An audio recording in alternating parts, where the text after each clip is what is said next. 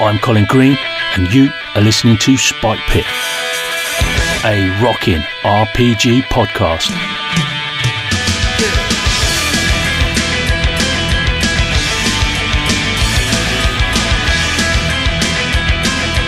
Strap in and enjoy the ride.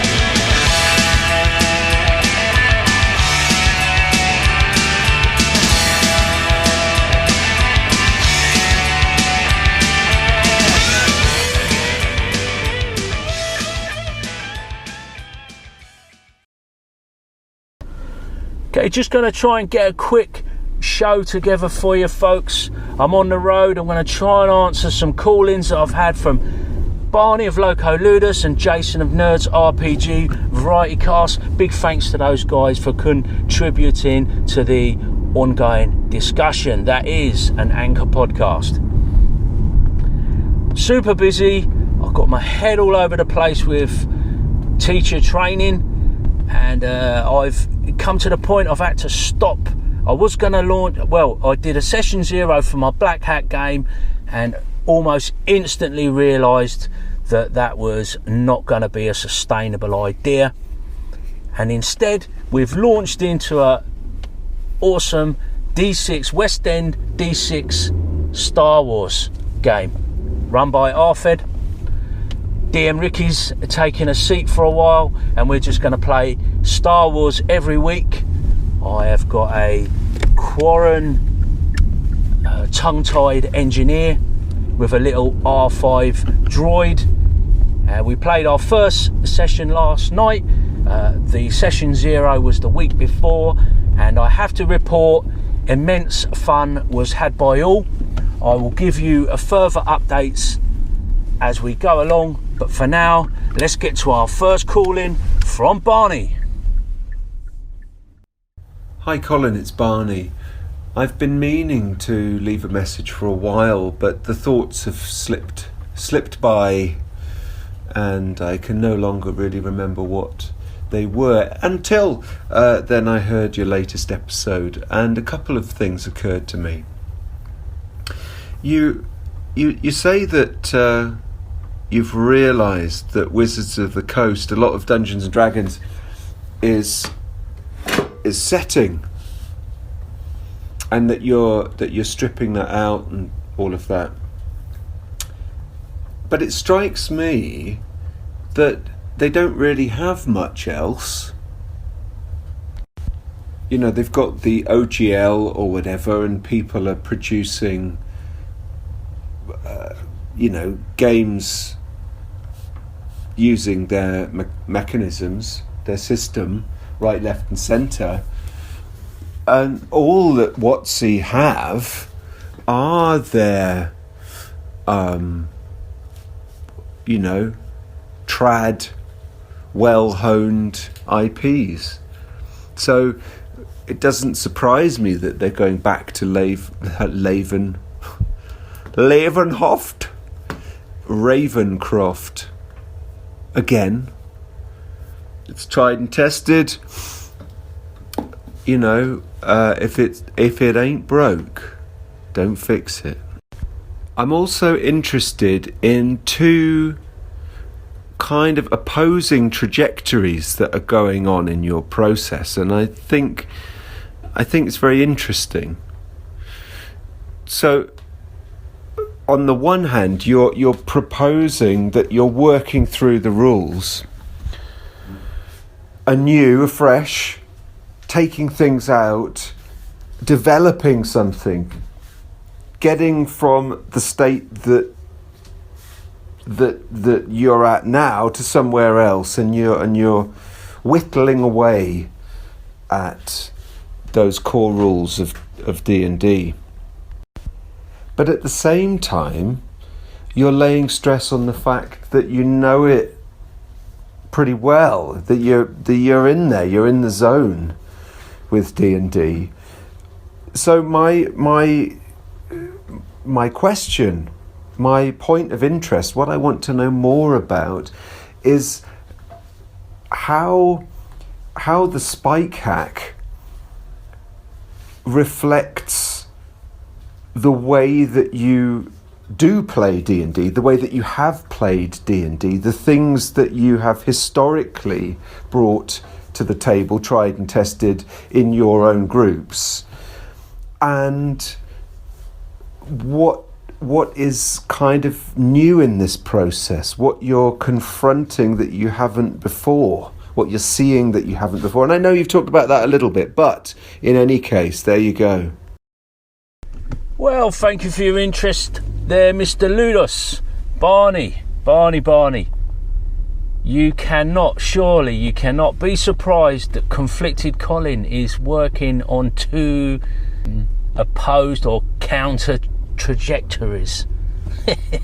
That's just how I roll. Yeah, it is. It can get frustrating at times. How do I answer this question? I guess what you're saying is, with one hand I'm taking away, and with the other I giveth. At least I think that's what you're saying. And if that is the case, yes.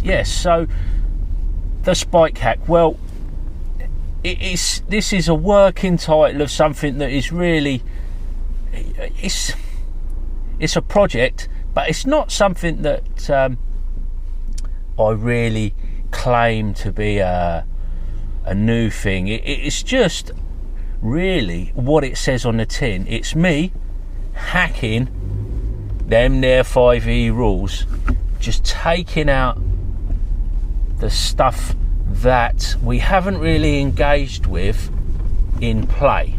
That's basically the gist of it. To produce a document that I can use basically to replace all the other references that I refer to when I'm playing the game. It's a kind of a streamlining with a bit of house ruling worked into it. And I guess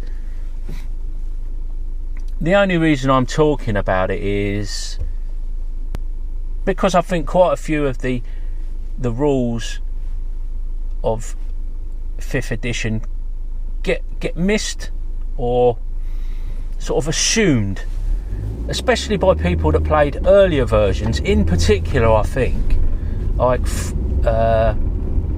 3rd edition and 3.5 and perhaps 4th edition to a certain extent. And I do believe that 5th edition is a much more of a renaissance of some of the older ideas that you find in early editions. So I'm looking to just draw attention to that a little bit, particularly in some of the choices that I make, such as the replacing skill proficiency rules with the optional ability proficiency rules that come from the Dungeon Master's Guide and are the subject of our next call-in from Jason Connerley of Nerds RPG Variety Cast. Hey Colin, Jason here. Just listened to the new podcast you dropped. I don't know if it's patron only or not, but anyhow, you played the BJ's call, my call, and you read about some alternate rules in the DMG. And I think if somebody likes 5e, it's good that it is such a toolbox, and that Wizards has put all those alternate and optional rules in there so people can pick and choose how they want to, run that system. So I think that's all good stuff, and I'm glad those options are in there. But I would also say the section you read emphasizes the difference between old school and new school, because one of those main separators, according to Matt Finch, is rulings, not rules. And those optional things you read emphasize rules over rulings. Let me explain. So I'm in the car, so I apologize, but the one section, I think, where it was just take the skills out and just roll under the tributes, it talked about how if you did that option, characters are, and I'm paraphrasing, characters are likely to be, more like each other, because you can't have a character that's better persuade than intimidate. And that's just junk. I mean, you don't need rules to role play. If you want to role play your characters more persuasive than intimidating, you can do that. And it doesn't require a rule. And that's the problem. 5e's trying to codify these things with rules, like hard mechanical rules, where your older games don't. And the older games, well, not all older, I'm generalizing, I shouldn't be. But the idea with the OSR, rulings not rules, is you just go with it and you role play it. You don't need a mechanical rule for it. Now, let me clarify. I'm not saying that rulings over rules is better. I'm not saying that the old version is better than the new version. It depends what your group likes. If your group likes to have rules for these, and your group feels that you can't differentiate between persuasion and intimidate without a mechanical rule, then your group should be using the 5e stuff and these optional rules, and that's 100% okay. There's nothing wrong with that. And maybe maybe there are places for that. That's not my preferred style, but that does not mean it's a bad style. So I'm not putting 5e down here, but I think just the fact that they sit there and are pushing mechanical rules over rulings shows the difference between the old school and the new school. Which again, they're just styles of play, and neither one's right or wrong, and I think both can be equally fun. So again, I look forward to, as you explore and put together your system and your 5e hack, and I look forward to hearing that and seeing how it comes together. So take care of yourself. I know you're busy these days. Make sure you're taking a little bit of time out for yourself and your family. And, we'll talk to you soon. Just to be clear, Jason is referring to the following paragraph that I'm going to read. It's from page 264 of the 5th edition Dungeons & Dragons Dungeon Master's Guide. This option removes skills from the game and doesn't allow for much distinction among characters. For example, a character can't choose to emphasize persuasion or intimidation. He or she is equally adept at both. So it is a strangely worded paragraph. I would agree there. I don't think it's really preventing anything, but the implication of the idea that you've somehow got these sort of cookie cutter characters, or be aware that you may end up with cookie cutter characters if you use this ability proficiency variant. I think it's a strange one. It's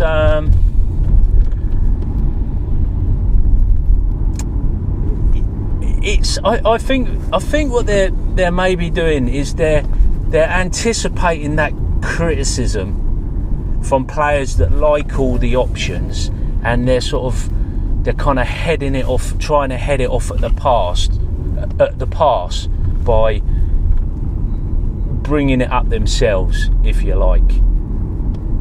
I'm not sure. It is a strange one, but it doesn't. It's true insofar as you've got persuasion and intimidation. They're both charisma-based skills, and if you take skills out of the game, both of those aspects of charisma would have the same quantifiable stat. In this case, your charisma score with your bonus. If you're proficient in charisma, you get that +2 proficiency bonus. I just like the system. I'm not really worried about that paragraph, but totally away from the point of Jason's call-in, but something that he mentions that kind of got my mind going is this concept of somehow older school rules, systems, in particular, say we're talking about D&D. This idea, this mantra that you hear, rulings, not rules. As Jason quite rightly points out, this is something that's brought up by Matt Finch, and it's constantly mentioned. And I wonder where the justification for that idea is coming from. I can see it in OD&D, the little brown books, but and to some extent BX, but I would say in particular AD&D, AD&D 2nd edition and areas of BX do have quite a few rules. There's quite a lot of stuff, procedures, die rolls, and the type of thing that you would associate with rules. So this idea of rulings, not rules, is a bit strange. I say it's a bit strange. Now, the OSR primer from Matt Finch compares 3rd edition era D&D against earlier versions, and I think if that's going to be the kind of the regularly quoted comparison, I would suggest that it's really a little bit out of date now. In fact, it's quite a lot out of date because of what I was saying closer to the beginning of the show, is the fact that I think they've wound D&D back a bit in terms of design. They've reintroduced a good amount of the feel of the older game into the latest edition. So I don't find Matt Finch's ideas in this regard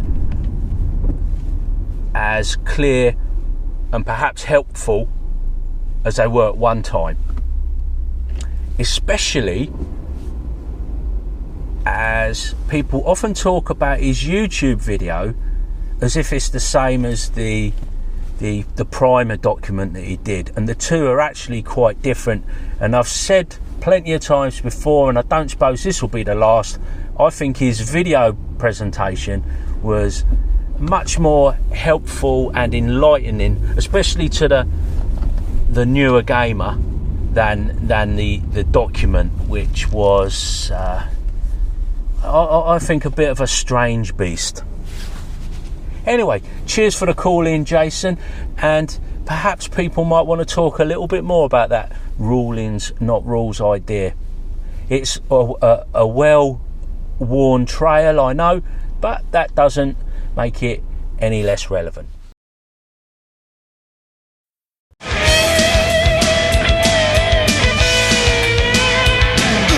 And that, as they say, is a wrap.